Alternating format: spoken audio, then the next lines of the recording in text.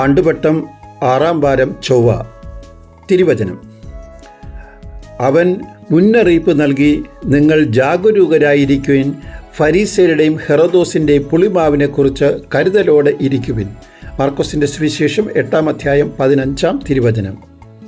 യേശുവിന് താം ആരംഭം കുറിക്കുന്ന ദൈവരാജ്യത്തെക്കുറിച്ചുള്ള സ്വപ്നങ്ങളിൽ നിന്നെല്ലാം വളരെ വ്യത്യസ്തമായിരുന്നു ഫരീസയർക്ക് ഇസ്രായേൽ ജനതയെ രക്ഷിക്കുവാൻ വരുന്ന രക്ഷകനെക്കുറിച്ചുള്ള സ്വപ്നങ്ങൾ.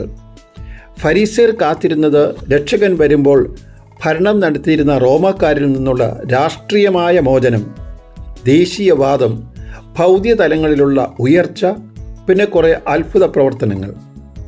ഫരീസയർ വരുവാനിരിക്കുന്ന രക്ഷകനെക്കുറിച്ച് വളരെ തെറ്റായ കാഴ്ചപ്പാടാണ് ജനങ്ങൾക്ക് നൽകിയിരുന്നത്. ഈ സാഹചര്യത്തിലാണ് ഫരീസയരുടെ പുളിമാവിനെക്കുറിച്ച് ശ്രദ്ധിക്കണം എന്ന് യേശു ശിഷ്യന്മാരെ പഠിപ്പിച്ചത്.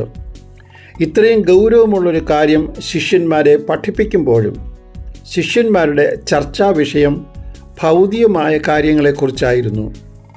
ഭക്ഷിക്കുവാൻ അപ്പം ഇല്ലാത്തതും അപ്പം എടുക്കുവാൻ മറന്നുപോയതുമല്ല. ഈ സാഹചര്യത്തിൽ ശിഷ്യന്മാരെ കൊണ്ട് യേശു എന്താണ് ചെയ്യുക? ഇപ്രകാരമുള്ള ഒരു സാഹചര്യത്തിൽ യേശു നമ്മെ ഓരോരുത്തരെയും കൊണ്ട് എങ്ങനെയാണ് ഒരു ദൈവരാജ്യം പടുത്ത് ഉയർത്തുക? ജെറമ്യ 18-ാം അധ്യായം 1 മുതൽ 6 വരെയുള്ള തിരുവചനങ്ങളിൽ കർത്താവ് ജെറമ്യ വഴി ഒരു ഉത്തരം നൽകുന്നുണ്ട്. കുശവൻ ചക്രത്തിൽ പാത്രം ഉണ്ടാക്കുമ്പോൾ ശരിയാകാതെ വരും. അപ്പോൾ മണ്ണ് കുഴച്ച് വീണ്ടും പണിയും.